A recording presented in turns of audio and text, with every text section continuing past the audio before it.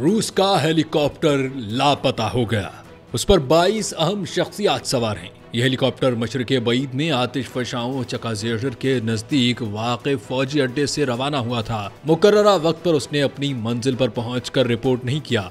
बरतानवी खबरसां इदारे के मुताबिक MiB-8 हेलीकॉप्टर पर अहम शख्सियात सवार थीं, इसलिए उसका लापता हो जाना इंतहाई तशवीशनाक है। ऐसा ही एक हेलीकॉप्टर 22 अगस्त को कॉमचेटका के इलाके में तबाह हुआ था। इस हादसे में 16 अफराद हलाक हुए थे। कॉमचेटका रूस के मशरिकी बईद के हिस्से में एक मकबूल तफरीही मकाम है। ये इलाका मॉस्को के मशरिक में 6000 किलोमीटर और अमरीकी रियासत अलास्का के मगरब में 2000 किलोमीटर के फासले पर वाक़ है। रूस के इंतहाई अंदरूनी इलाकों में खराब मौसम के बायस फजाई हादसात रूनुमा होते रहते हैं। हेलीकॉप्टर्स के हादसात का तनासुब नुमाया तौर पर ज्यादा है।